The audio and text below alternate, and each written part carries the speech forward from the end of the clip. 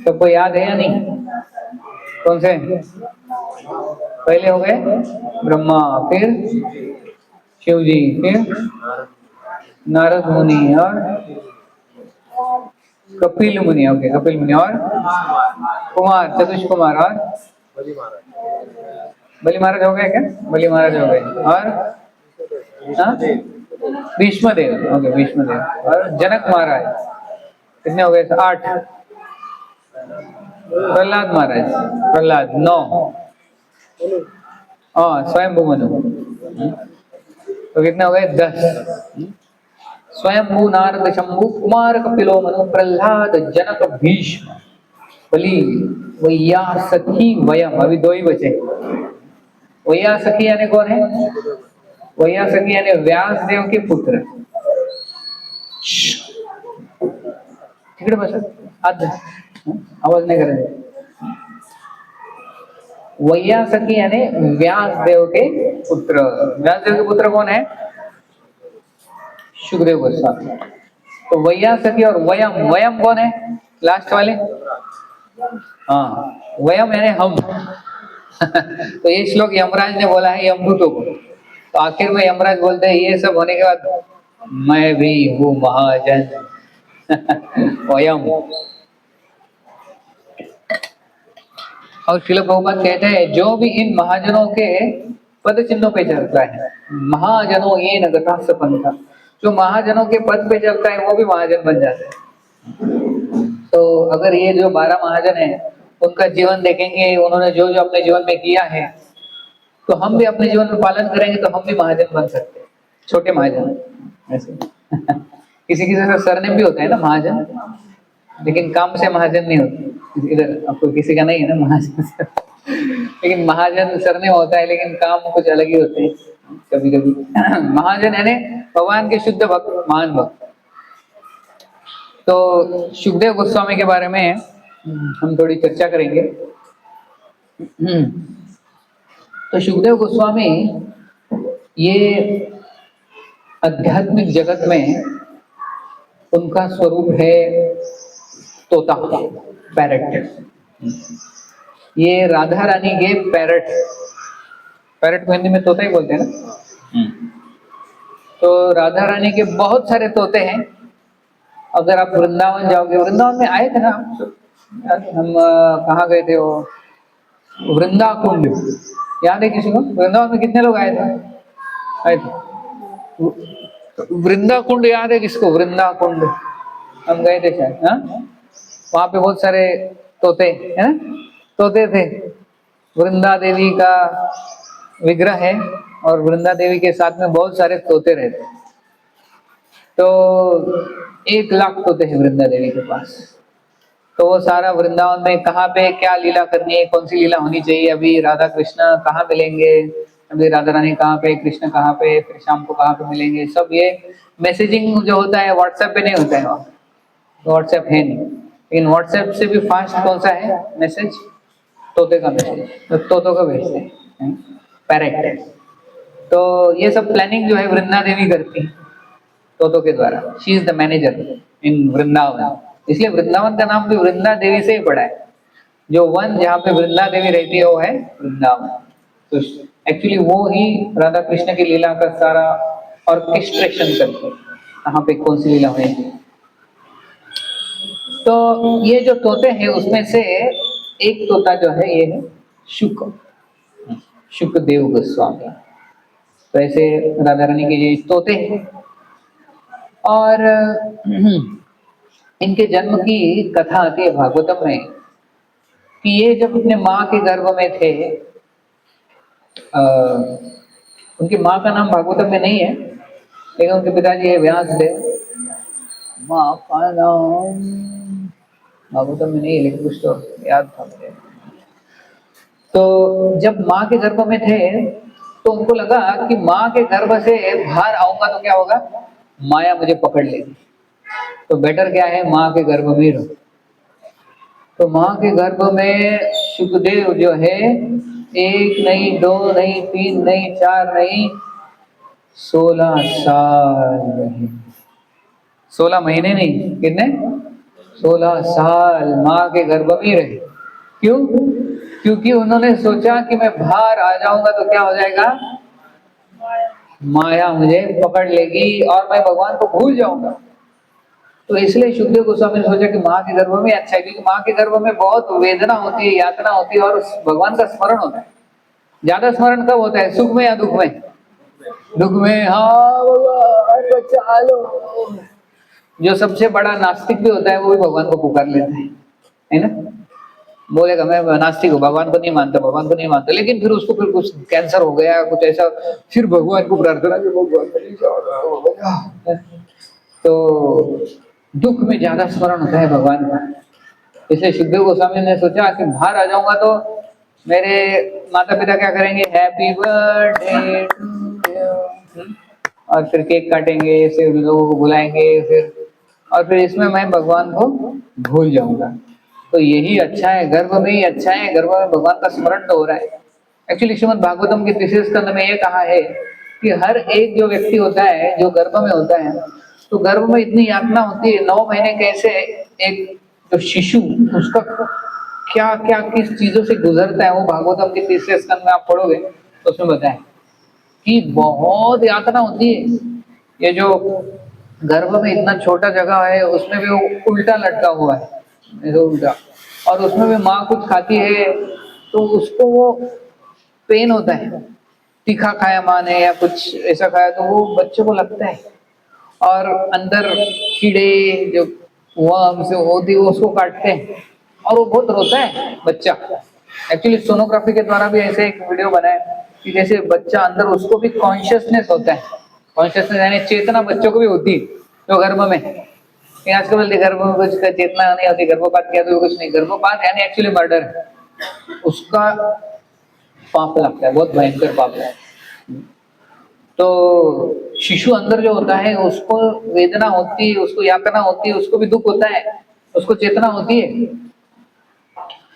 तो हर एक व्यक्ति, हर एक जीवात्मा जब गर्भ में होता है तो भगवान को बहुत प्रार्थना करता है कि मुझे बचाओ और मुझे बाहर निकालो, इस इतने छोटे जगह में मेरा दम घुट रहा है, मैं मर जाऊंगा, मुझे बाहर निकालो, बहुत यातना हो रही है। तो भगवान एक्चुअली उसको दर्शन देते हैं गर्भ के अंदर।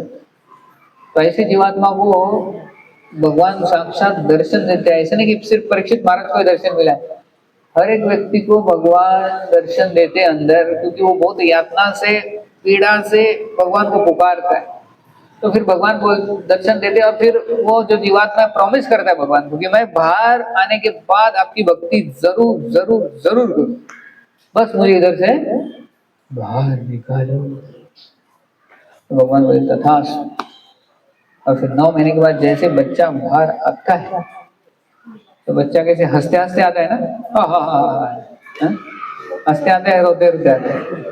हर एक व्यक्ति रोते रोते ही आता है, ऐसा कोई हंसते हंसते नहीं आता, क्योंकि इतनी यातना होती है अंदर, अंदर रो नहीं सकता लेकिन यातना तो बहुत होती है। लेकिन बाहर आता है तो इतना उसको रोना आता है। बाकी सब तालियां बजाते हैं, सब खुश होते हैं, हैप्पी बर्थडे बोलते हैं, लेकिन फिर बाद में जो बाहर आता है तो अंदर जो हुआ है वो सब भूल जाता है कि भगवान को मैंने क्या प्रॉमिस किया था, भूलिया तुम्हारे। तो भक्तिविनोद ठाकुर ने गीत लिखा है कि कैसे है मैंने आपको याद किया था गर्भ में, लेकिन बाहर आने के बाद भूल गया। हर एक व्यक्ति भूल जाता है भगवान। फिर ऐसा कुछ सत्संग होता है, फिर रथ यात्रा होती है, ऐसा तो याद आता है, हाँ, लेकिन इतने साल तो भूल ही गए। तो हर एक व्यक्ति ने प्रॉमिस किया था भगवान को कि मैं बाहर आने के बाद आपकी भक्ति 100% करूंगा, लेकिन हम प्रॉमिस भूल जाते हैं क्योंकि माया इतनी प्रबल है। इसलिए सुखदेव गोस्वामी ने सोचा कि मुझे बाहर आना ही नहीं, इधर ही अच्छा है। इसलिए कितने साल रहे अंदर, 16 साल। और फिर 16 साल फिर व्यासदेव बोले अरे बाहर कब आने वाले। व्यासदेव पूछ रहे सुखदेव गोस्वामी कि बाहर आने का प्लान है कि नहीं, 16 साल हो गए। 16 साल में माँ को भी कितनी यातना होती है ना, माँ को भी तो उतनी यातना होती है। तो व्यासदेव बहुत परेशान हो गए। सुखदेव गोस्वामी बोले नहीं मुझे नहीं आना है, मुझे इधर ही रहना है। तो व्यासदेव परेशान कि ये बच्चा बाहर कब आएगा, 16 साल हो गए इसको। 16 साल में तो बच्चा काफी बड़ा हो जाता है। तो फिर व्यासदेव साक्षात भगवान कृष्ण के पास जाते हैं, क्योंकि द्वारका में भगवान कृष्ण तब थे। तो उस समय भगवान के पास जाते हैं व्यासदेव और बोलते हैं कि ऐसी ऐसी समस्या है, बहुत बड़ी समस्या है। क्या समस्या है? कि मेरा बेटा जो है गर्भ के बाहर ही नहीं आ रहा है, तो आप कृपया करके आप आइए और आप उसको समझाइए। तो भगवान कृष्ण आते होते और फिर भगवान कृष्ण सुखदेव गोस्वामी बोलते हैं, हरि बोल। कैसे हो? अच्छा, तो बाहर कब आओगे? नहीं नहीं नहीं, मैं बाहर नहीं आना चाहता, क्योंकि बाहर माया है, बहुत शक्तिशाली माया है, माया देख मुझे जकड़ लेगी, मुझे बाहर नहीं आना है।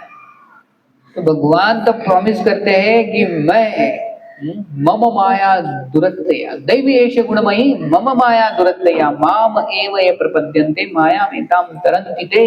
भगवान भगवद गीता में बोलते हैं कि जो मेरी शरण लेता है, मेरी माया उसको डिस्टर्ब नहीं करती, क्योंकि ये भगवान की माया, मम माया दुरत्यया। बहुत मुश्किल है, लेकिन जो व्यक्ति भगवान की शरण लेता है उसको माया स्पर्श नहीं करती। तो भगवान बोलते हैं सुखदेव गोस्वामी को, मैं आश्वासन देता हूँ, मैं प्रॉमिस करता हूँ कि मेरी माया तुमको स्पर्श नहीं करेगी, बाहर आ जाओ। सुखदेव प्रॉमिस ना, 100%।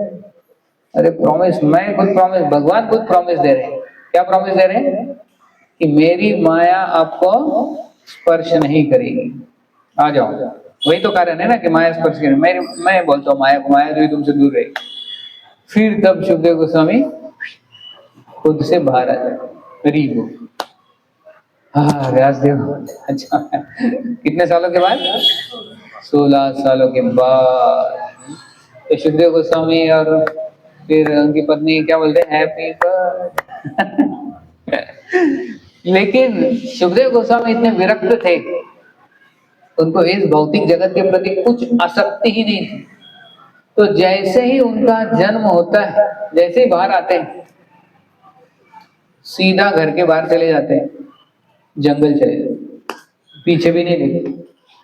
वो सोचते हैं कि मुझे नहीं रहना है घर में, मुझे जाना है ब्रह्मन की खोज में, मुझे जाना है भगवान की खोज में, मुझे घर पे नहीं रहना है। बाल ब्रह्मचारी थे, पहले से ही ब्रह्मचारी, उनको घर में रहना नहीं। अरे फिर व्यास से बोलते, अरे मैंने इतनी मेहनत की, इतना भगवान को बोला है, यार रुको रुको, थोड़े दिन तो रहो हमारे साथ। किसी पिताजी को लगेगा ना कि बेटे का जन्म हुआ है तो थोड़े दिन हमारे साथ गुजारना चाहिए, बेटे ने हमारे साथ रहना चाहिए, इतनी आशा से। तो लेकिन सुखदेव गोस्वामी आगे आगे ही जा रहे हैं, फिर सुखदेव गोस्वामी भाग रहे थे उनके पीछे पीछे पीछे पीछे। अरे रुको अरे रुको अरे रुको। तो सुखदेव गोस्वामी तो कुछ इस भौतिक जगत पे प्रति कुछ आसक्ति नहीं, जीरो अटैच, इतने विरक्त थे पहले से। तो हमें तो इतने भक्ति कर करके थोड़ी सी विरक्ति आती है, लेकिन सुखदेव गोस्वामी को पहले से विरक्ति, कुछ आसक्ति नहीं भौतिक जगत। फिर जैसे ही जाने लगे तो एक्चुअली उधर कुछ स्त्रियां स्नान कर रही थी नदी में। तो सुखदेव गोस्वामी को देख के सुखदेव गोस्वामी इतने विरक्त थे, तो ये जो स्त्रियां थी उनको कुछ लगा ही नहीं कि ये कुछ पुरुष आ रहा है, हमने अपना शरीर ढकना चाहिए, क्योंकि उन्होंने देखा कि ये जो सुखदेव गोस्वामी इतना विरक्त है, इतना उस ब्रह्मभूत प्रसन्नात्मा न सोचनी न कांक्षणी। तो वो इस स्तर पे थे सुखदेव गोस्वामी कि उनको ये भौतिक शरीर देख ही नहीं रहे थे, आत्मा देखते थे सब जगह पे। तो इसलिए उन स्त्रियों को कुछ लगा नहीं, वो ऐसे ही रहे, स्नान करते रहे और सुखदेव गोस्वामी चले गए। फिर पीछे से व्यासदेव आए, तो फिर बाकी के स्त्रियों ने फिर क्या किया, अरे कोई तो आ रहे हैं उसका, फिर कपड़े वगैरह पहन लिए। तो व्यासदेव ने देखा, अरे ऐसे कैसे, ये जो बच्चा है, ये मेरा बेटा, इसको देख के ये स्त्रियों ने कुछ किया नहीं, लेकिन मैं जब आया तो स्त्रियों ने कपड़े वगैरह पहन लिए। तो ये क्या? मैं तो व्यासदेव हूँ, मैं तो सबसे विरक्त और ये मेरा बच्चा। तो व्यासदेव ने प्रश्न पूछा उन स्त्रियों को कि ऐसे कैसे, मैं तो व्यासदेव हूँ और मुझे देख के आप शर्मा रहे हो, और वो शुद्ध मेरा बेटा, वो तो इतना यंग 16 साल का, वो ऐसा चला गया, आपको कुछ लगा नहीं। तो तब इन स्त्रियों ने बोला कि वो इतना विरक्त है, आंखों में हमने देख के उनको पहचान लिया कि उनको कुछ भी आ सकता, वो शरीर देख ही नहीं रहे, वो सिर्फ क्या देख रहे हैं, आत्मा। आत्मा के स्तर पे तुम्हारा बेटा है, लेकिन आप अब तक उस स्तर पे नहीं है। तो फिर व्यासदेव चले, फिर व्यासदेव घर पे आ जाते हैं। व्यासदेव सोचते हैं ठीक है, अभी सुखदेव गोस्वामी को जाने दो, लेकिन उनको बुलाने के लिए कुछ और आइडिया करते हैं। तो सुखदेव गोस्वामी जंगल चले गए, व्यासदेव फिर से आ गए घर पे, और भगवान फिर से घर चले गए द्वारका।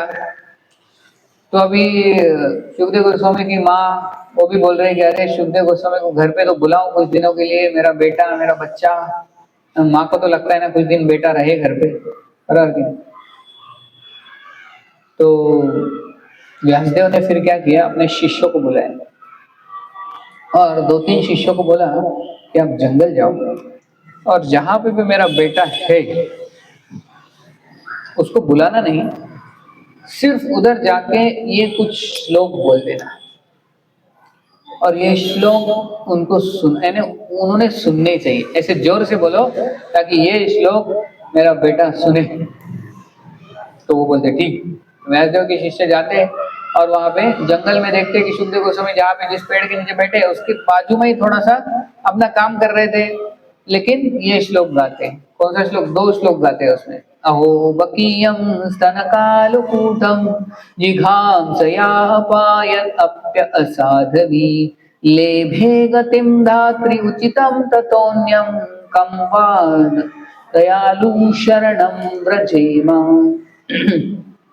तो ये श्लोक में बताया है कि भगवान कितने कृपालु हैं कि जब पूतना उनको मारने के लिए आई थी विष लगा के अपने शरीर पे, तो भगवान ने क्या किया? भगवान ने उस पूतना को अपने माँ का धात्री, धात्री यानी अपने माँ का स्थान दिया। माँ के साथ एक होती है ना जिसको क्या बोलते हैं, धात्री, मराठी हाँ नर्स, मराठी में आया, आया भाई बचपन, जो कि बच्चे को भी थोड़ा सा वो भी संभालती है जब माँ नहीं रहती। तो वो स्थान गोलोक वृंदावन में भगवान ने पूतना को दिया, जो पूतना भगवान को मारने को आए थे। तो भगवान कितने कृपालु है, इससे और कृपालु व्यक्ति कौन हो सकता है? अहो बकीयम, बकासुर की बहन बकी यानी पूतना। तो सुखदेव गोस्वामी ये श्लोक सुनते हैं तो अरे कौन है ये ऐसा व्यक्ति जो इतना कृपालु है कि जो व्यक्ति मारने को आया तो उसको भी माँ का स्थान दे दिया। तो बहुत आकर्षित हो गए कि ये व्यक्ति कौन है। और फिर दूसरा श्लोक था बरहा पीड़म नटवर वपू कर्णयो कर्णिकारम, और फिर 2 श्लोक है जहाँ पे भगवान की सुंदरता का वर्णन होता है कि भगवान कितने सुंदर है। बरहा पीड़म यानी जो मोर पंख लगाए, बरहा पीड़म नटवर वपू कर्णयो कर्णिकारम। तो भगवान पीतांबर वस्त्र धारण किए हैं, मोर मुकुट है, और फिर गले में वैजयंती माला है, और हाथ में बांसुरी है, और उनके चरणों पे अलग अलग चिन्ह हैं, और भगवान इतने सुंदर लगते हैं। और ऐसे सुंदर भगवान सुंदर बांसुरी बजाते हैं। तो भगवान की सुंदरता का वर्णन एक श्लोक में किया। तो ये 2 श्लोक थे, एक तो भगवान के यानी नेचर यानी भगवान के स्वभाव के बारे में था, और दूसरा था भगवान की सुंदरता के बारे में। ऐसे 2 श्लोक ये जो व्यासदेव के शिष्य जोर जोर से गाते, बार बार गाते, बार बार। तो ये जब सुखदेव गोस्वामी सुनते हैं तो उनको इतना आकर्षण होता है कि कौन है ये व्यक्ति कि इतना सुंदर है और इतना दयालु है, इतना कृपालु है, मुझे उससे मिलना है, मुझे मिलना है। तो तुरंत सुखदेव गोस्वामी जाके इन शिष्यों को पकड़ते और बोलते हैं कि बताओ ये व्यक्ति के बारे में बताओ कि जो इतना सुंदर है और उसका स्वभाव भी इतना सुंदर है, मुझे उसके बारे में जानना है और जानना है। तो बोलते और जानना है और जानना है तो हमारे संडे सत्संग में आ जाओ। फिर वो बोलते नहीं घर पे आ जाओ, व्यासदेव बताएंगे आपको डिटेल में। तो आपको व्यासदेव से सुनना पड़ेगा उस व्यक्ति के बारे में। ओके ठीक है। फिर सुखदेव गोस्वामी को ये शिष्य फिर से घर पे लेके आते। फिर घर पे व्यासदेव बोलते बैठो, इतना क्यों भाग रहे हो? थोड़ी देर घर पे बैठो, मैं तुम्हें सुनाता हूँ श्रीमद् भागवतम, जिसमें भगवान के गुणों का वर्णन है, भगवान की सुंदरता का वर्णन है, भगवान के भक्तों का वर्णन है, और भगवान की लीलाओं का वर्णन है। तो पूरा भागवतम सुनाऊंगा, आप अभी जाना नहीं कहीं। हाँ मैं कहीं नहीं जाऊंगा, लेकिन मुझे सुनाओ, उस व्यक्ति के बारे में सुनना है, मैं बहुत आतुर। तो सबसे पहला जो भागवतम हुआ वो व्यासदेव ने शुकदेव गोस्वामी को सुनाया घर पे ही। पिताजी ने अपने बेटे को सुनाया। आजकल होता है ऐसे घर में, पिताजी अपने बेटे को श्रीमद् भागवतम सुनाते हैं, दूसरा ही कुछ सुनाते हैं जो नहीं सुनते, या दोनों मिलके टीवी देखते, या आजकल दोनों मिलके दारू, ऐसे भी होते हैं। एक घर में गया था मैं, तो ऐसा वो एक शोकेस था, शोकेस क्या है शोकेस में, तो शोकेस खोल के देखा सब बोतल थे इतने बड़े बड़े, तो शोकेस नहीं शोकेस थोड़ी, शोकेस में तो अच्छी चीजें रखती, उसमें तो बड़े बॉटल ये सब। तो घर में भी वो ऐसा रहता है, एक रूम रहता है स्पेशल पीने का रूम, बाप बेटे दोनों पीते हैं। लेकिन व्यासदेव और उनका पुत्र क्या कर रहे हैं, भागवतम सुन रहे हैं, श्रीमद् भागवतम। तो जो 18,000 श्लोकों का श्रीमद् भागवतम है, वो व्यासदेव ने सबसे पहले शुकदेव गोस्वामी को सुना। ऑफ कोर्स व्यासदेव ने सुना भी था। व्यासदेव ने किससे सुना था? व्यासदेव ने अपने गुरु से सुना था। उनके गुरु कौन है? नारद मुनि। नारद मुनि से उन्होंने सुना था, तो व्यासदेव ने सुना और वही भागवतम उन्होंने शुकदेव गोस्वामी को पूरा सुनाया और शुकदेव गोस्वामी तृप्त हो गए। तो शुकदेव गोस्वामी फिर इतने आकर्षित हुए भगवान के गुणों से, फिर बाद में वो भक्त बन गए और बाद में वही भागवतम उन्होंने किसको सुनाया? 7 दिन 7 रात परीक्षित महाराज को सुनाया। शुकताल इस जगह पे गंगा के तट पे बैठ के शुकदेव गोस्वामी ने परीक्षित महाराज को 7 दिन 7 रात वही, क्योंकि श्रुतिधर थे, एक बार सुन लिया उन्होंने व्यासदेव से तो पूरा याद रह गया उनको। 18,000 श्लोक, हमको तो इतना याद नहीं रहता, थोड़ा हम याद करते फिर भूल जाते, फिर याद करते भूल जाते। तो कलयुग के जीव ऐसे ही, लेकिन उस समय लोग कैसे थे? श्रुतिधर, ऐसे लिखते नहीं थे, नोट्स नहीं बनाते थे। तो वो एक बार सुन लिया तो फोटोग्राफिक मेमोरी थी, 18,000 श्लोक याद हो गए, कंठस्थ हो गए शुकदेव गोस्वामी को। वैसे कि वैसे परीक्षित महाराज को सुनाए, और परीक्षित महाराज ने सुन लिए, उन्होंने भी श्रुतिधर, वो भी उन्होंने सुन लिए। और उनके साथ ही वहां पे सूत गोस्वामी थे, उन्होंने भी वो सुन लिया शुकदेव गोस्वामी से 18,000 श्लोक। और बाद में उन्होंने कहाँ पे बताया फिर से सूत गोस्वामी ने? नैमिषारण्य में उन्होंने भी as it is without notes पूरा 18,000 श्लोक। तो क्या मेमोरी रहेगा लोगों का, एक बार सुन लिया तो कंठस्थ कर लगे। वैसे ही वाल्मीकि ने जब 24,000 श्लोक गाए तो किसने सुना? कौन थे? श्रुतिधर, छोटे बालक, लव और कुश उनके आश्रम में, प्रभु रामचंद्र के बेटे दोनों। तो उन्होंने जब सुना, एक ही बार सुना, वही फिर कंठस्थ करके सब जगह पे बताया।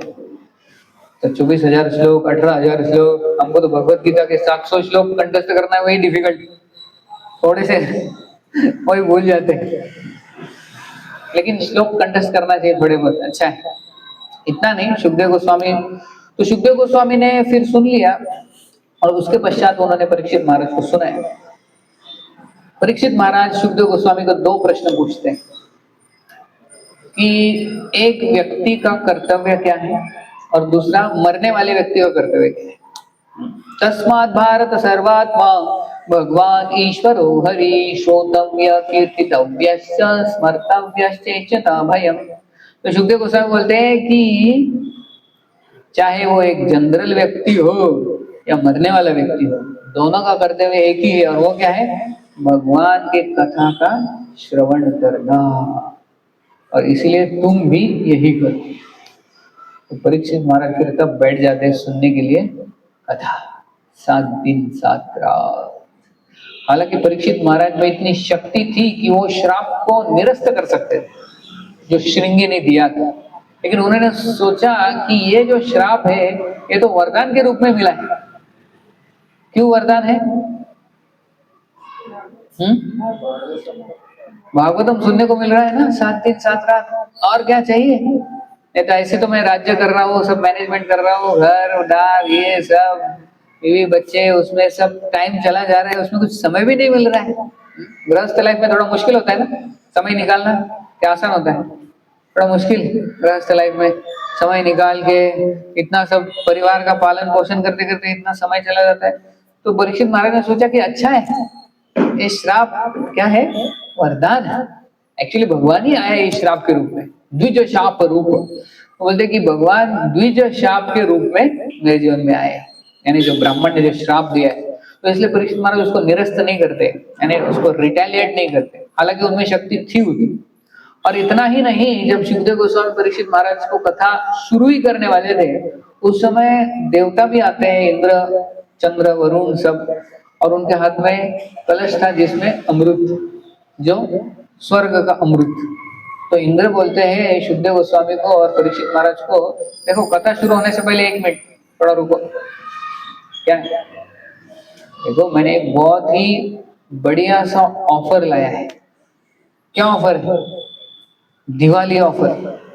ये ऑफर ऐसा है कि ये अमृत जो है हमने स्वर्ग से लाया है, ये परीक्षित महाराज पी लेंगे, और ये अमृत पीने के बाद तक्षक आए, तक्षक का कोई पिताजी भी आए, और वो इसको डस लेंगे तो कुछ होने वाला नहीं, क्योंकि अमृत बहुत शक्तिशाली है।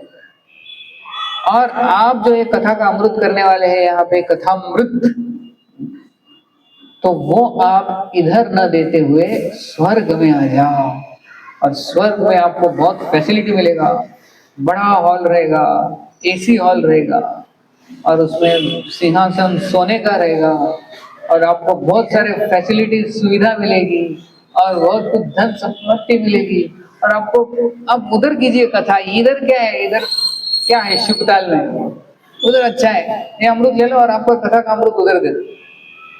अभी आप रहते सुखदेव गोस्वामी की जगह पे या परीक्षित महाराज की जगह पे, क्या करते? हाँ हाँ, बोलेंगे चलो दे दो भाई अमृत, अच्छा है, ये अमृत पीने के बाद मैं नहीं मरूंगा, तक्षक आएगा डस लेगा, मुझे कुछ होगा नहीं। और सुखदेव गोस्वामी भी बोलते चलो उधर अच्छा है, उधर एसी रूम है, इधर तो ओपन है, तो बारिश भी आएगा, फिर कुछ हो सकता है, उधर अच्छा रहेगा स्वर्ग में, तो अच्छा धन संपत्ति और पैसा भी मिलेगा, जिससे क्या होगा। लेकिन सुखदेव गोस्वामी परीक्षित महाराज हमारे जैसे नहीं है। सुखदेव गोस्वामी बोले नालायक, चले जाओ इधर से। इंद्र को डांटा सुखदेव गोस्वामी, बोले कि निकल जाओ, तुमने बहुत बड़ा अपराध किया कि जो ये अमृत है स्वर्ग का 3rd क्लास, उसको कथामृत, कृष्ण के कथामृत से तुलना की। यानी क्या हो गया? बहुत बड़ा अपराध। यानी कृष्ण के कथा के अमृत के सामने स्वर्ग का अमृत भी फीका है, वो नहीं चाहिए। ये अमृत पी पी के भी देवता हमेशा डरे हुए रहते हैं असुरों से, असुर को भाई, असुर को भाई, अमृत भी पीते हैं, असुरों से डर भी है। लेकिन जो व्यक्ति कृष्ण की कथा का अमृत का पान करता है, पिबन्ति ये भागवत आत्मनः सदा कथामृत श्रवण पुटेषु समृताम् पुनन्ति ते विषय विदूषिताशयं व्रजन्ति तच्चरण सरोरुहन्तिकम्। तो जो ये भगवान के अमृत का पान करता है, कृष्ण कथामृत, तो उसके जीवन में 2 चीजें होती है, एक तो पुनन्ति और व्रजन्ति।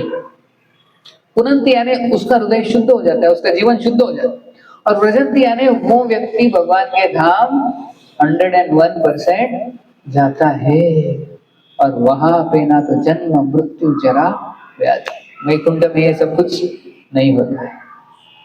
तो ये फायदा है कथामृत का। तो आपको अगर कथामृत एक साइड में हो और स्वर्ग का अमृत एक साइड में हो, तो आप कौन सा चूज करोगे? कथामृत या स्वर्ग का अमृत? स्वर्ग का अमृत ना है? अभी बोल रहे, लेकिन जब आएगा तो हाँ यही चाहिए। ओ ये स्वर्ग का अमृत ही अच्छे, कथामृत जाने दो, किसी बाद में भी सुन लेंगे, प्रभु जी तो आते रहते हैं, इधर होते रहते हैं सत्संग, ये पहले अमृत पी लेंगे, हैं? अभी बोल रहे, लेकिन उधर तो परीक्षित महाराज के सामने दोनों ऑप्शन था, लेकिन परीक्षित महाराज चलो निकल जाओ। सुखदेव गोस्वामी बोले निकल जाओ, परीक्षित महाराज बोले निकल जाओ, हमको ये अमृत नहीं चाहिए, तुम्हारा 3rd क्लास कृष्ण कथामृत चाहिए बस। यानी परीक्षित महाराज के दो अपॉर्चुनिटीज थे उनके पास मृत्यु को टालने का। एक तो उनके पास खुद शक्ति थी कि वो श्राप को निरस्त करे, श्रृंगी को ही श्राप दे दे, और दूसरा था अमृत भी आया था। लेकिन फिर भी परीक्षित महाराज ने सोचा ये कथा के अमृत के सामने दूसरा हर अमृत फीका है, एक्चुअली ये एक्चुअल, तो इसलिए फिर बाद में जो कथा शुरू हुई सुखदेव गोस्वामी और परीक्षित महाराज के बीच में, वो ऐतिहासिक श्रीमद् भागवतम, और साक्षात उस कथा में व्यासदेव भी थे और नारद मुनि भी थे, जो कि एक्चुअल उन्होंने ही भागवतम पहले बताया। नारद मुनि ने ही व्यासदेव को बताया, व्यासदेव ने ही सुखदेव गोस्वामी को बताया। अभी वही सुखदेव गोस्वामी अभी प्रवचन कर रहे हैं, तो कोई भी क्या सोचेगा, अरे ये तो बच्चा है कल का, इसके पिताजी को ही मैंने सिखाया और इसके पिताजी ने इसको सिखाया। तो ऐसा कोई बच्चा बैठ के बड़बड़ करेगा तो हमको क्या लगेगा, चलो मैं घूम के आता हूँ मुझे बैठने की क्या जरूरत है। ये क्या बोलेगा, जो मैंने ही बोला है वही तो बोलने वाला, और दूसरा क्या बोलेगा, बच्चा तो है 16 साल का। नारद मुनि ऐसे बोल सकते थे, वैसे भी बोल सकते थे कि मैंने इसको सिखाया है, ये तो ऐसे घर से बाहर नहीं आ रहा था, हमने निकाला या मैं बुलाया, मैंने ही बोला इसको। तो नारद मुनि और व्यासदेव ने ऐसा नहीं बोला, नारद मुनि और व्यासदेव उधर बैठे रहे। तो कृष्ण कथा होती है तो छोटा बच्चा बोल रहा है और कोई बोल रहा है, लेकिन क्या बोल रहा है वो मत बोल। कृष्ण के बारे में बोल रहा है ना, सुनो, भगवान की कथा बोल रहा है ना, तो वो काम करेगा। जो मेडिसिन कोई भी दे, छोटा बच्चा दे या बड़ा व्यक्ति दे या कोई भी दे, मेडिसिन तो मेडिसिन है ना, और लेने के बाद काम करेगा ही करेगा। तो इसलिए ऑडियंस में महान महान लोग थे, उसमें व्यासदेव, नारद मुनि और बाकी कई सारे हजारों की संख्या में ऋषि मुनि। तो ऐसे सुखदेव गोस्वामी ने जब पूरी 7 दिन 7 रात कथा की, उसके पश्चात अभी कुछ ही समय बचा था। उस समय परीक्षित महाराज की जो माँ थी, क्या नाम था परीक्षित महाराज का माँ का? उत्तरा। उत्तरा भागते भागते दौड़ते आती है और उसको पता चलता है कि मेरे पुत्र को श्राप मिला है, 7 दिन में मृत्यु, और 7वां दिन तो अभी आ गया है, कुछ घंटे ही बचे, अभी तो तक्षक आने वाला है, ध्वंस करने वाला है और मेरा पुत्र चला जाएगा। तो किसी भी माँ को कितना दर्द होगा ना कि मेरा बेटा जा रहा है। लेकिन उत्तरा साधारण माँ नहीं थी, तो उत्तरा ने क्या प्रश्न किया परीक्षित को, ऐसे नहीं कि बेटे मत जा, मेरा कौन ख्याल रखेगा, ऐसा नहीं कहा। उत्तरा ने प्रश्न क्या पूछा कि परीक्षित अभी कुछ ही घंटे बचे हैं, तक्षक आने वाला है, ध्वंस करने वाला है, तुम्हारा मृत्यु होने वाला है, लेकिन मुझे एक जिज्ञासा है, मैंने ये 7 दिन और 7 रात की जो कथा थी सुखदेव गोस्वामी ने की, मैंने मिस कर दी, मैं आ नहीं पाई सत्संग में। क्या तुम मुझे वो सारा जो कथा है संक्षिप्त रूप में बताओ, सागर को गागर में भर के हमको बता दो कि 7 दिन तो नहीं, इतना अभी समय 7 घंटे भी नहीं है, थोड़ा एक 2 घंटे में बता दो पूरा। तो परीक्षित महाराज सोचते, अरे मुझे तो अपनी मृत्यु आने वाली है, मुझे तो ध्यान करना था भगवान का स्मरण करना है, अंते नारायण स्मृति। लेकिन परीक्षित महाराज अपने माँ का ये प्रश्न सुन के वो भी खुश हो जाते कि माँ देखो, माँ भी महान है, इसलिए बेटा महान है। तो माँ का ये प्रश्न सुन के परीक्षित महाराज फिर बताते हैं कि 7 दिन और 7 रात में क्या हुआ, और संक्षिप्त में भागवत का वर्णन करते हैं। और ये वर्णन भी किताब में लिखा है हमारे सनातन गोस्वामी में, वो है बृहद भागवतामृत। तो इसके भी 2 बड़े बड़े किताबें हैं कि जो भागवतम नहीं पढ़ सकता वो एटलीस्ट ये पढ़ लो, लेकिन वो भी मोटा है, इतना एक वॉल्यूम है, दूसरा भी इतना है, बृहद भागवतामृत। भागवतम कितना है? भागवतम तो पूरा बॉक्स इतना बड़ा, 12 वॉल्यूम, 18 वॉल्यूम, 12 स्कंद, लेकिन उसका ही एसेंस, उसका ही सार जो है वो बृहद भागवतम, जो परीक्षित महाराज अपने माँ को, उत्तरा को बताते हैं। और फिर तब तक्षक आता है हिसाब, और तक्षक आने से पहले ही परीक्षित महाराज अपना शरीर त्याग देते, क्योंकि उनको तो इतने महान भक्त सुखदेव गोस्वामी का संग प्राप्त हो, उनसे कथा सुनी है, तो उनको शरीर के प्रति अभी कुछ आसक्ति रही नहीं। इतनी उनमें शक्ति थी कि अब ये शरीर को खुद से वो छोड़ दी तक्षक आने से पहले। एतावान सांख्य योगाभ्याम स्वधर्म परिनिष्ठया जन्म लाभ परपुंसा अंते नारायण स्मृति। तो जीवन का लक्ष्य क्या होना चाहिए? अंते नारायण स्मृति। तो परीक्षित महाराज ने नारायण को, भगवान को स्मरण करते करते शरीर त्याग। और फिर वो तक्षक आया, उसको लगा हाँ ये परीक्षित, ये इसको डस देते। उसको डस ले लेंगे, उसको क्या फर्क पड़ता है, वो तो मृत शरीर था। परीक्षित महाराज भगवान के नाम से। देखिए परीक्षित महाराज गर्भ में भी भगवान का दर्शन कर लिया, अंत समय में भगवान का स्मरण करके। तो परीक्षित महाराज का जीवन भी ग्रेट है, एक उदाहरण है। और सुखदेव गोस्वामी भी महान है, जिनके डिलीवरी के लिए साक्षात कौन आए थे? भगवान है। उनके डिलीवरी के लिए साक्षात भगवान कृष्ण आए। कृष्ण को देखा उन्होंने, परीक्षित महाराज ने गर्भ में देखा, उन्होंने गर्भ के बाहर आते ही देखा। तो दोनों महान थे, सुखदेव और परीक्षित महाराज, साधारण नहीं थे। इसलिए ये जो संवाद हुआ उनके बीच में भी, ये भी श्रीमद् भागवतम, जो कि हजारों साल से चला आ रहा, हजारों साल तक चलता रहेगा। तो ऐसे सुखदेव गोस्वामी, तो सुखदेव गोस्वामी जो है ये इनसे हमें एक लेसन सीखना है। वो क्या है कि सुखदेव गोस्वामी एक ब्रह्मवादी थे। ब्रह्मवादी और भक्त में क्या फर्क होता है? एक ब्रह्मवादी यानी जो ब्रह्म से बहुत आसक्त होते, ब्रह्म सत्य जगत मिथ्या, ऐसा फिलॉसफी होता है। ब्रह्मवादी या मायावादी, तो ब्रह्मवादी मायावादी क्या होता है और भक्त का क्या फिलॉसफी है, तो ये हमको जानना चाहिए। तो ये जो मायावादी होते हैं, ब्रह्मवादी होते हैं, इनको ज्ञान होता है कि भगवान जो है निराकार, निर्गुण, निर्विशेष ब्रह्मन है,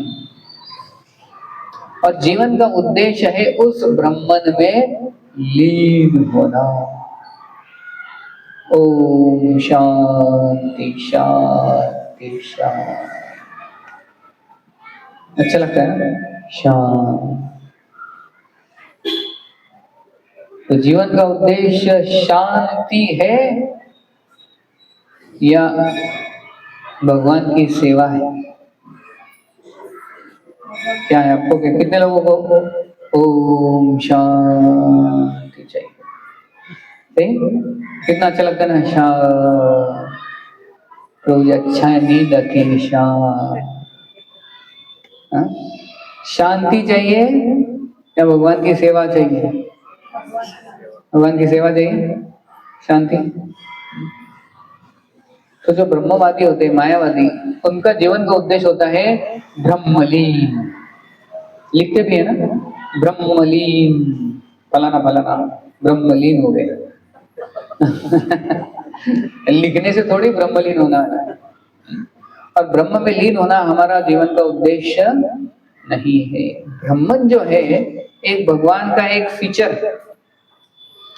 जैसे ये कहा, श्रील प्रभुपाद उदाहरण देते हैं कि अब अगर आप ट्रेन स्टेशन पे जाओगे और दूर से अभी एक ट्रेन आ रही है, रात का समय है, तो सबसे पहले हमें ट्रेन जब दूर से आ रही है तो क्या दिखता है? क्या दिखता है? प्रकाश दिखता है ना, उसका प्रकाश। तो अगर वो व्यक्ति सोचता है, पहली बार जा रहा है ट्रेन से, पहली बार ट्रेन स्टेशन पे आया है, और वो देखता है कि ट्रेन आ रही है और दिख क्या रहा है? प्रकाश। तो वो सोचता है ट्रेन यानी प्रकाश, और मुझे प्रकाश में बैठना है और प्रकाश में लीन होके जाना है, ऐसा वो सोचता है। तो मूर्ख है। अगर वो थोड़ी देर रुकेगा तो देखेगा क्या है, अरे प्रकाश तो पहले है, उसके बाद में डिब्बे भी है, इंजन है, डिब्बे है, ट्रेन है। ओह अच्छा, ट्रेन ऐसा होता है क्या? आगे लाइट होती है, पीछे इंजन होता है, डिब्बे भी होते हैं। ओह। और फिर ट्रेन और नजदीक आती है, प्लेटफॉर्म पे आ जाती है, तो क्या दिखता है कि लोग भी दिख जाते हैं, लोग भी उतरते हैं। उसको लगता है अच्छा, ट्रेन यानी सिर्फ प्रकाश नहीं, सिर्फ डिब्बे ही नहीं, लेकिन ट्रेन में लोग भी सवार होते हैं, लोग भी प्रवास करते हैं। तो उसको वो कंप्लीट नॉलेज होता है। लेकिन अगर कोई बोलता है ट्रेन यानी प्रकाश, तो मूर्ख है। या फिर सूर्य, सूर्य का जो प्रकाश है, सूर्य का जो प्रकाश है, तो प्रकाश देख के हम सोचते हैं कि हाँ ये सूर्य का प्रकाश है। तो प्रकाश कहाँ से आ रहा है? सूर्य से आ रहा है।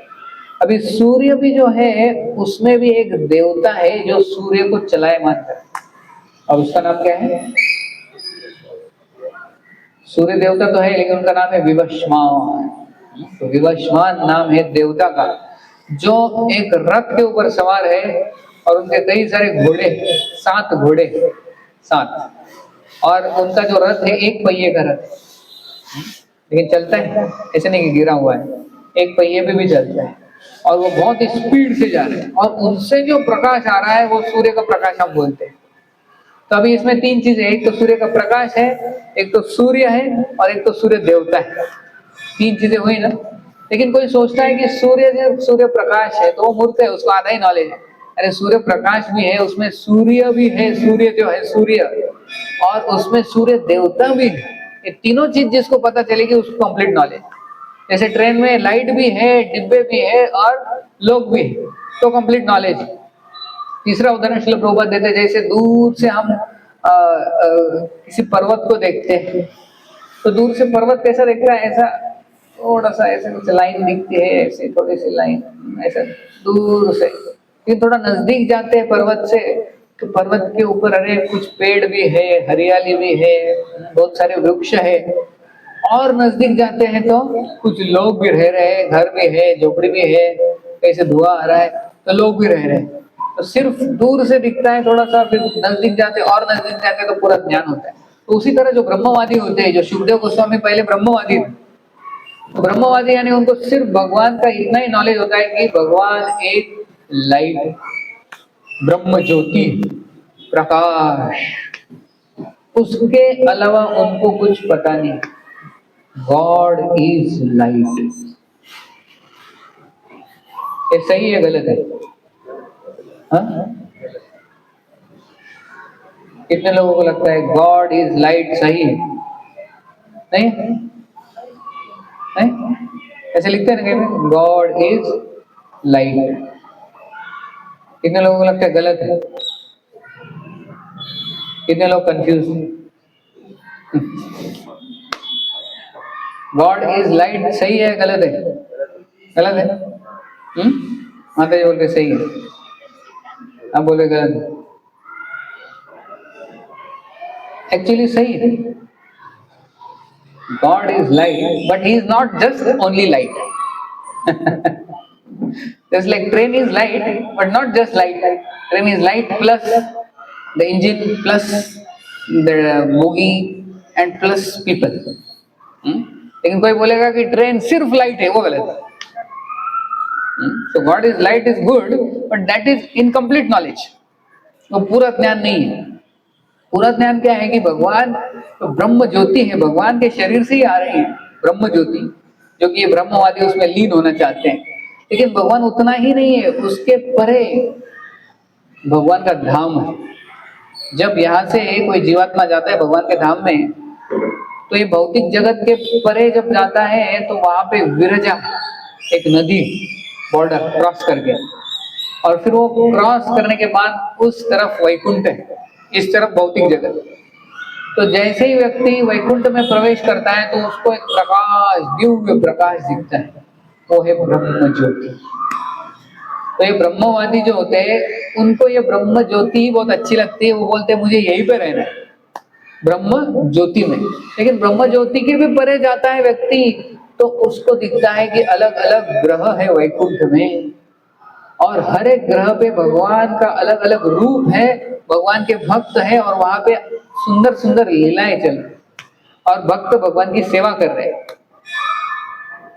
तो आप कौन सा, कहाँ पे रहना पसंद करोगे कि ब्रह्म ज्योति में ही लीन हो जाओ, या फिर उसके परे उस ग्रह पे जाओ जहाँ पे भगवान वास कर रहे, निवास कर रहे, और वहां पे भगवान का सानिध्य प्राप्त करो, भगवान की सेवा? कौन सा अच्छा है? हाँ, भगवान का सानिध्य, भगवान के साथ आदान प्रदान, भगवान की लीला, भगवान की सेवा, इतना उधर everybody is enjoying there. Vaikunth में इतने सारे ग्रह है, इतने सारे भक्त है, इतने सारे भगवान के रूप है। एक रूप नहीं, भगवान के बहुत सारे, वैकुंठ में भगवान के अलग अलग रूप है।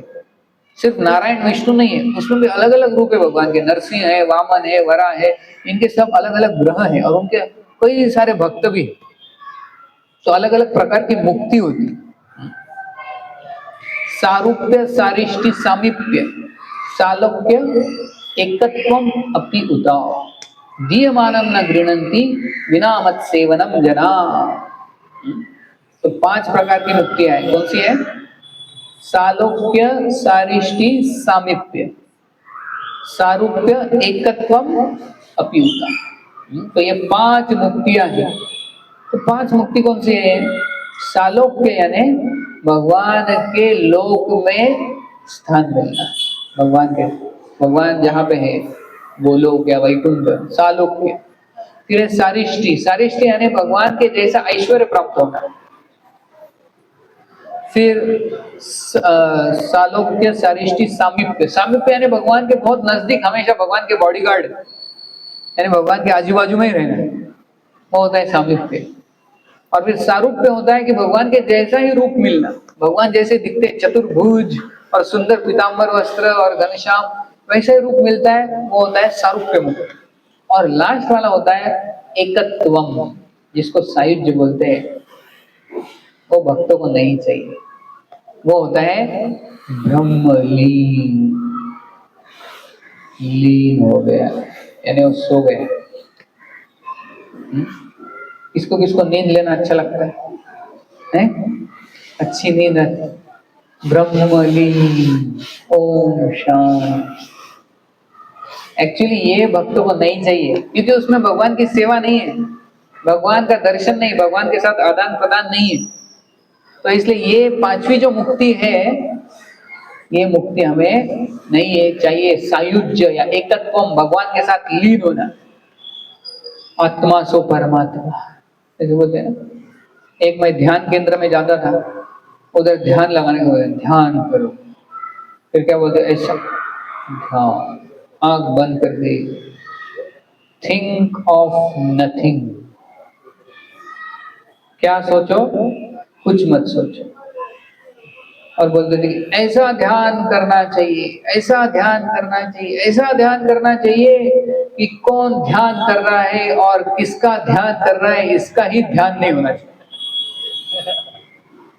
यानी ऐसा ध्यान करो कि कौन ध्यान कर रहा है और किसका ध्यान कर रहा है इसका ही ध्यान नहीं होना चाहिए। यह है मायावादी फिलोसफी। यानी हमको लीन होना, भगवान का ध्यान करना है, नहीं भगवान और तुम में कुछ अंतर नहीं है, ऐसा ध्यान करो कि उनमें लीन हो जाओ, उसमें मिल जाओ। अच्छा है क्या? भगवान की सेवा करना अच्छा है या ब्रह्म ज्योति में लीन होना अच्छा है? लीन होके जस्ट सोचो, आपको एक कमरे में रखा है और उस कमरे में सिर्फ एक लाइट है, ट्यूब लाइट, और कुछ नहीं, और आपको बोला है कि इसी कमरे में रहना है आपको पूरी जिंदगी। खाने पीने को मिलेगा आपको, लेकिन बाहर नहीं आना है, उधर ही रहना है। तो कितने लोग रहेंगे? संदीप लोग रहेंगे, सब मिलेगा उधर, खाने पीने को सब जो चाहिए वो सब मिलेगा बस। लेकिन वो रूम में रहना है, व्हाइट लाइट है और व्हाइट पेंट से पूरा रूम रंग दिया है, और आपको उस रूम में रहना है, बड़ा रूम है, सब मिलेगा। कितने लोग रहेंगे?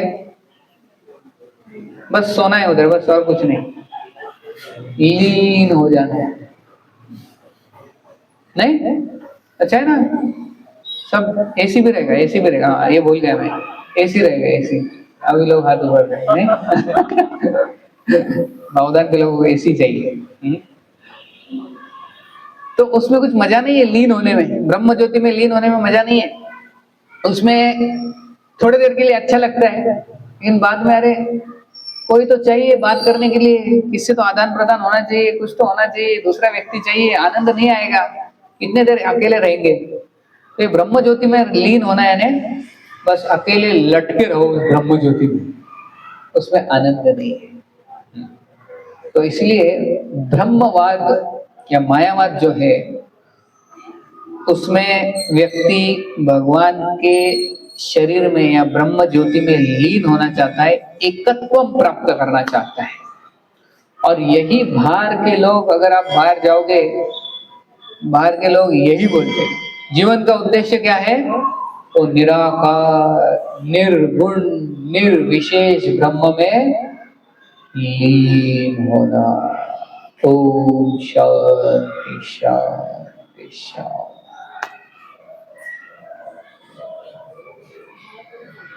अच्छा शांति। तो इसलिए हमारा जीवन का उद्देश्य ओम शांति। सुखदेव गोस्वामी जो ब्रह्मवादी थे, जिनको ब्रह्म से इतना अट्रैक्शन था, लेकिन वो किससे अट्रैक्ट हो गए? भगवान कृष्ण से। भगवान कृष्ण की सुंदरता इतनी है, भगवान का स्वभाव इतना सुंदर है कि जो ब्रह्मवादी, सबसे बड़ा ब्रह्मवादी सुखदेव गोस्वामी, वो भी भगवान की सुंदरता से, भगवान के स्वभाव से आकर्षित हो गए। तो ये है भगवान की सुंदरता। ये ब्रह्म ज्योति में ये नहीं मिलने वाला है। तस्यारविंद नयनस्य पदारविंद पिंजल्कमिश्र तुलसी मकरंद वायु अंतर्गतस्य विवरेण चकार तेषां संक्षोभ अक्षरजुषाम् अपि चित्त तन्वो। तो जो चतुष कुमार थे, 4 कुमार, किसके पुत्र थे? ब्रह्मा जी के। वो भी ब्रह्मवादी थे, ऐसे सुखदेव गोस्वामी जैसे। उनको भी क्या करना था? ब्रह्म में लीन होना। लेकिन जैसे ही भगवान के चरणों की तुलसी का सुगंध उनके नाक में चला गया, वो बोले वाह क्या तुलसी का सुगंध है। कितने लोगों के घर पे तुलसी है? पता है ना सबने? सबके घर में तुलसी होना चाहिए। तो तुलसी यानी भगवान को बहुत प्रिय है। तुलसी कृष्ण प्रिय, तो भगवान को बहुत प्रिय है तुलसी। तो भगवान के चरणों पे हमेशा तुलसी रहती है। तो जैसे ही तुलसी का सुगंध चतुष कुमार के नाकों में गया, वो इतने प्रभावित हुए, इतने आकर्षित हो गए भगवान की सुंदरता से, भगवान का जो सुंदर रूप, जो भगवान आए वैकुंठ से द्वार से बाहर, तो तुरंत ब्रह्मवादी से बन गए भक्त। सुखदेव गोस्वामी बन गए ब्रह्मवादी से, मायावादी से भक्त। तो कृष्ण की सुंदरता और कृष्ण के स्वभाव की सुंदरता इतनी है कि बड़े बड़े मायावादी, बड़े बड़े ब्रह्मवादी जो सिर्फ ब्रह्म में लीन होना चाहते थे, वो भी भक्त बन जाते और भगवान की सेवा करना चाहते। तो अगली बार अगर आपको कोई बोलेगा कि ब्रह्म में लीन होना है क्या, ब्रह्मलीन, हमको ब्रह्मलीन नहीं चाहिए, हमको भगवान की चरणों की सेवा चाहिए, भगवान में लीन होना, भगवान की ब्रह्म ज्योति में लीन होना। तो ये मायावादी होते हैं, ये ज्ञानी होते हैं। उनको लगता है कि श्रील प्रभुपाद उदाहरण देते हैं, जैसे कोई बीमार है और वो व्यक्ति हॉस्पिटल में है और उसकी टांग ऐसी लटकी है, एक हाथ ऐसा लटका है, इधर फ्रैक्चर है, उसको सलाइन लगाए हैं, नाक में 2 ट्यूब है, देखे ना ऐसा वेंटिलेटर है, उसकी हालत बहुत बेकार है, खराब है, और उसको भी खा भी नहीं सकता। तो किससे वो पाइप रहता है, पाइप से, सलाइन से, कि वो खा नहीं सकता, उठ नहीं सकता, कुछ नहीं कर सकता। तो बहुत वो उसकी स्थिति खराब है, वो बेड पे हॉस्पिटल में है। कौन सा हॉस्पिटल इधर नजदीक? चेलाराम। तो वो चेलाराम हॉस्पिटल में हो, हार्डली वो उसको कुछ कर ही नहीं पा रहे हो। तो ऐसे व्यक्ति के पास आप जाओगे मिलने को, और उसके पास अगर हमने जगन्नाथ यात्रा में भगवान को 56 भोग लगाया था नहीं, तो पूरा 56 भोग सजा के पूरे प्लेट में लड्डू, गुलाब जामुन, कचौरी, समोसा, पुलाव, बिरयानी, स्वीट राइस, पूरी भाजी, छोले, और क्या क्या अच्छा लगता है आपको, और ये सब पूरा प्लेट में सजा के, ये प्लेट लेके 56 भोग वो व्यक्ति के सामने जाके, आपके लिए मैंने बहुत ही बढ़िया गिफ्ट लाया, क्या? 56 भोग आपके लिए खाने के लिए। तो देख के वो क्या बोलेगा? डर जाएगा ना, बोले ये खाएगा तो क्या होगा उसका, एक तो पहले खा ही नहीं सकता, खाएगा तो और बीमार हो। तो उसको बहुत आनंद होगा क्या ये देख के 56 भोग है। लेकिन अगर आपके सामने लाएगा ऐसे, तो आपको जो एक स्वस्थ व्यक्ति है उसको अच्छा लगेगा, हाँ अरे वाह मुझे भूख लगी, और वो खाएगा, उसको आनंद होगा। भूखा है तो इतने सारे आइटम्स लाए, मुझे चाहिए चाहिए चाहिए। एक हेल्दी व्यक्ति है, जो स्वस्थ व्यक्ति है, उसको आइटम अच्छा लगेगा। लेकिन जो बीमार है वो बोलेगा नहीं चाहिए, अरे लेके जाओ, मुझे नहीं चाहिए। वो क्या बोलेगा? मुझे शांति चाहिए, शांति, शांति, ओम शांति। तो वैसे ही जो मायावादी होते हैं, ब्रह्मवादी होते हैं, वो बीमार व्यक्ति के जैसे है, जिनको सलाइन लगाए, नाक में 2 ट्यूब है, पैर लगता है। तो वो सोचते हैं कि भौतिक जगत में इतने दुख है, इतने क्लेश है, आदि भौतिक, आदि आत्मिक, आदि दैविक, जन्म मृत्यु जरा व्याधि, और हर एक चीज में क्या है, क्लेश है, हर एक चीज में माया है, और भौतिक जो संबंध है उसमें बहुत दुख है। जितने संबंध हम बनाते हैं तो उसमें फ्रस्ट्रेशन ही होता है। तो इसलिए मायावादी जो है, ब्रह्मवादी है, वो बोलते हैं कि अभी कुछ हमें संबंध नहीं बनाना है, किसी से संबंध नहीं बनाना है, किसी रूप से आकर्षित नहीं होना है, नहीं चाहिए, नहीं चाहिए।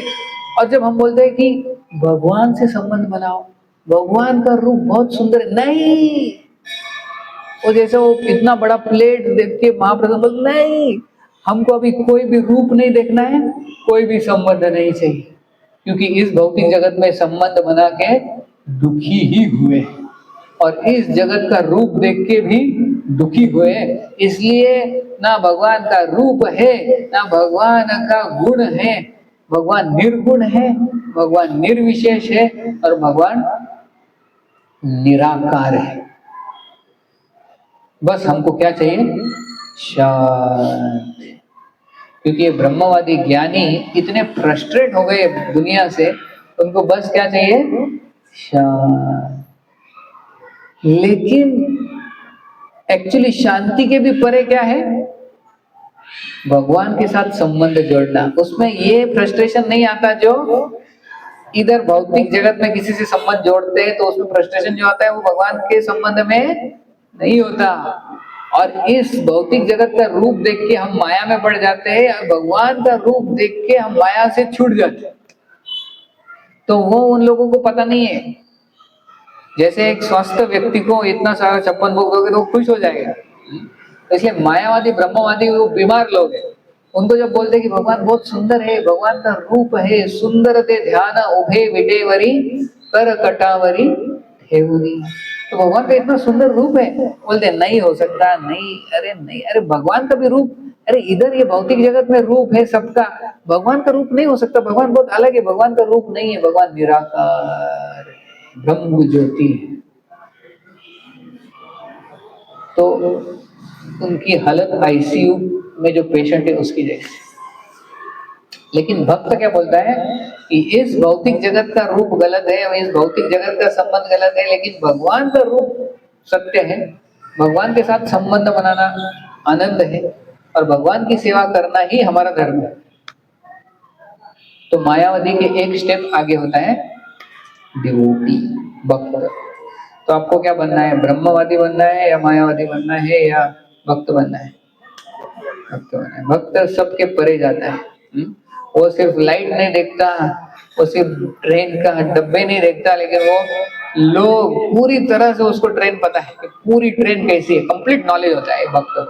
तो भगवान का एक तो ब्रह्म ज्योति, ये भी एक फीचर है, भगवान का परमात्मा रूप ये भी एक फीचर है, और भगवान का जो श्याम सुंदर रूप है वो भी एक भगवान का फीचर है। लेकिन भगवान को पूरी तरह से 100% जो जानता है वो भक्त होता है, और भगवान से प्रेम का संबंध जोड़ता है वो भक्त होता है। तो शुभदेव गोस्वामी जो थे वो एक मायावादी के रूप में, वो मायावादी थे, ब्रह्मवादी थे, जो कि ब्रह्म से बहुत आसक्त थे, लेकिन भगवान के स्वभाव और भगवान की सुंदरता के बारे में सुन के भगवान से आकर्षित हो गए और भगवान के महान भक्त बने। तो इसलिए हमको भक्त बनना है, ब्रह्मवादी नहीं बनना है। भगवान की जो शक्ति है या भगवान का जो ब्रह्म ज्योति है उससे आकर्षित नहीं होना है, भगवान के रूप से आकर्षित होना है, भगवान की सेवा करनी है, भगवान से संबंध बनाना है। तो ये याद रखो, भारत में ये बहुत बड़ी गलतफहमी है कि हमें एक तो पहली बात तो स्वर्ग जाना है, जीवन का उद्देश्य स्वर्ग जाना है। ये भी बहुत गलत फहमी है बड़ी, क्योंकि स्वर्ग भी क्या है, एक जेल है। स्वर्ग में भी जन्म मृत्यु जरा व्याधि आदि दैविक आदि भौतिक आदि आत्मिक क्लेश, 7 प्रकार के क्लेश उधर भी है। आ ब्रह्म भुवना लोका पुनरावर्तिनो अर्जुन माम उपेत्ति तो कौन्ते पुनर्जन्म न विद्यते। ये पूरे जगत 14 लोक में जन्म मृत्यु जरा व्याधि ये दुख है, तो स्वर्ग जाना तो कतई हमारे जीवन का उद्देश्य नहीं होना चाहिए। स्वर्ग के परे भी है ब्रह्म ज्योति, तो कुछ लोग बोलते फिर हम उधर जाएंगे, उधर लीन हो जाएंगे, उधर लटके रहेंगे, उधर शांति से सो जाएंगे, बहुत दिनों से अच्छे से सोए,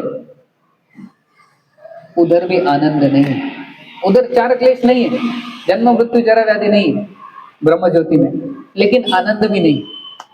जैसे एक रूम में आपको बंद करके आपको सब मिलेगा लेकिन अकेले रहना पड़ेगा पूरे जीवन भर।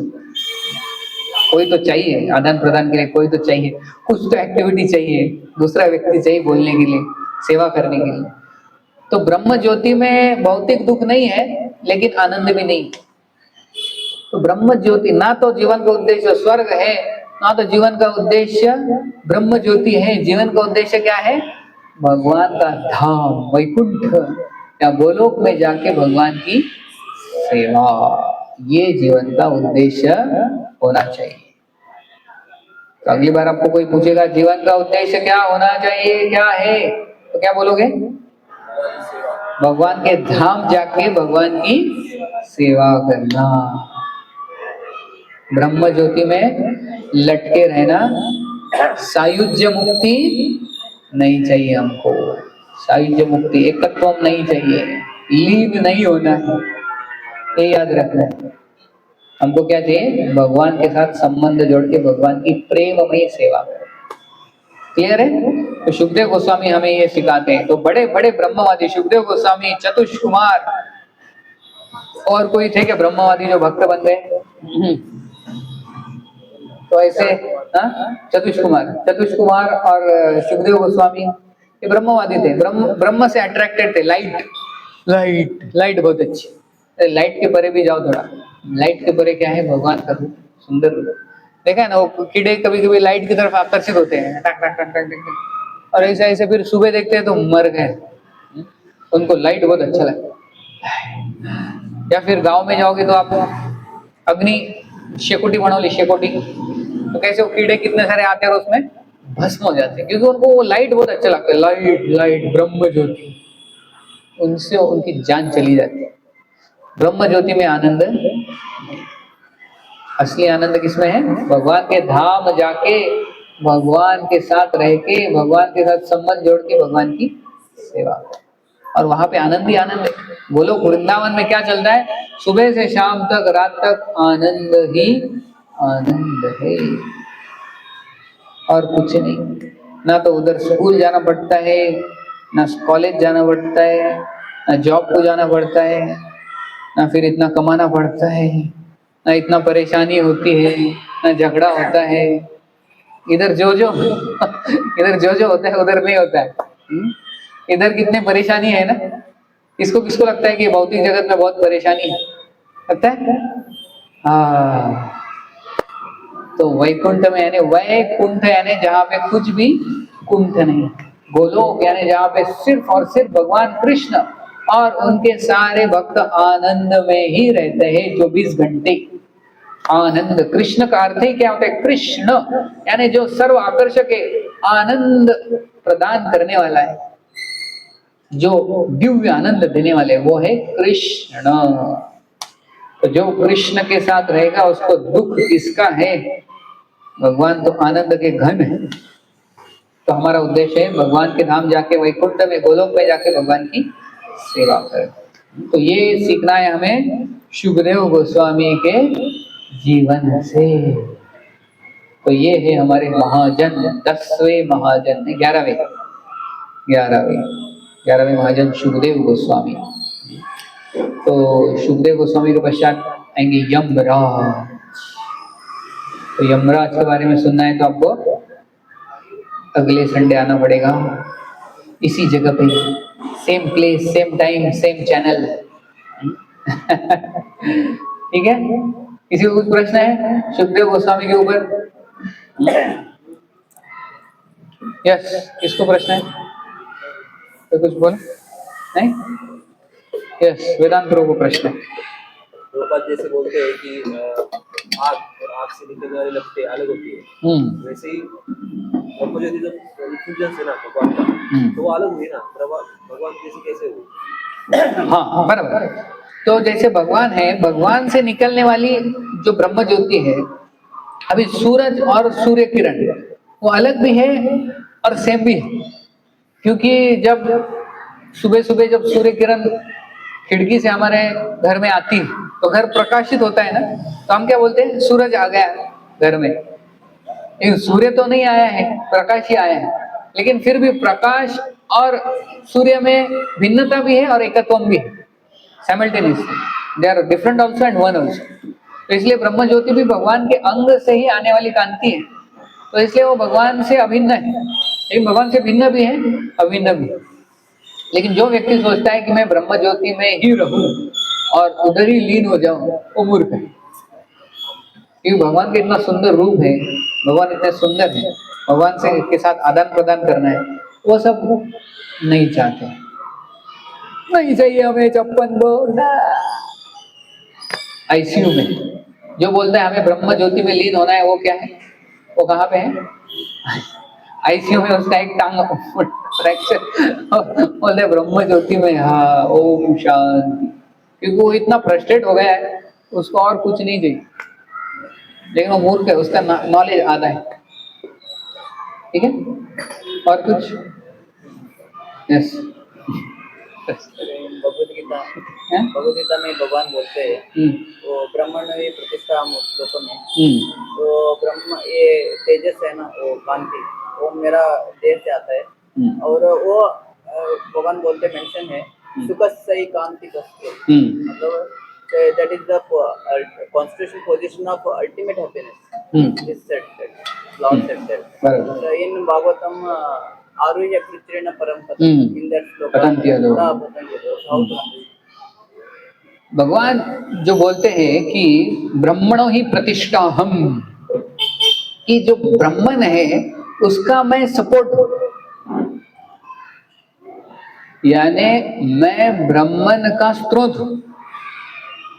तो ब्रह्म ज्योति भगवान से निकलती है, भगवान ब्रह्म ज्योति से नहीं निकलते। अब ये ट्यूबलाइट है, लाइट, ट्यूबलाइट जो लाइट है वो उस ट्यूब से निकल रही है या ट्यूब लाइट से निकल रही है? क्या है?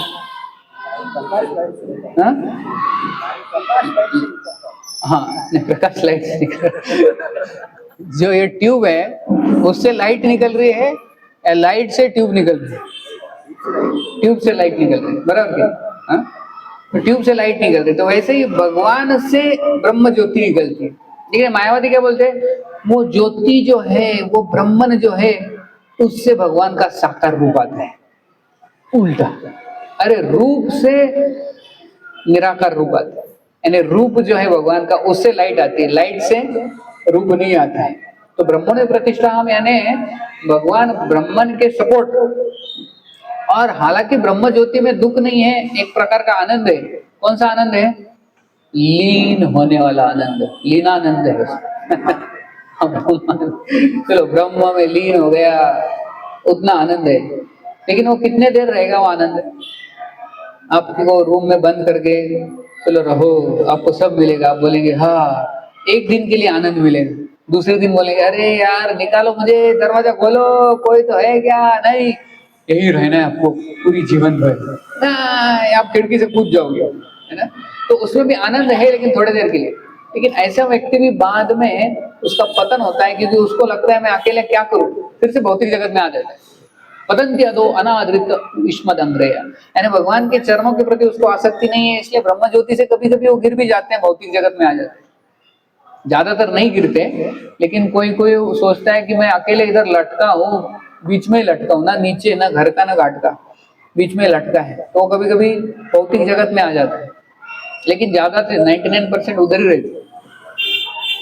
तो ऐसे कहते हैं कभी कभी वहां पे शिव जी जाते हैं और वहां पे हरिनाम संकीर्तन करते हैं, हरे कृष्णा कृष्णा कृष्णा हरे हरे, हरे राम राम राम हरे। शिव जी वहां पे जाके हरिनाम संकीर्तन करते हैं, और जो जीवात्मा वहां पे है उनको बोलते हैं इधर लटके मत रहो ऐसे उल्टा, चलो भगवान के धाम चलो, एक तो नीचे जाओ नहीं तो बीच में लटके। तो उधर से कभी कभी शिव जी अपनी कृपा देके उनको प्रमोट करते ऊपर वैकुंठ में चले जाते, लेकिन वो ब्रह्म ज्योति में रहने में कुछ आनंद नहीं है, ब्रह्म लीन होने में कुछ आनंद नहीं है।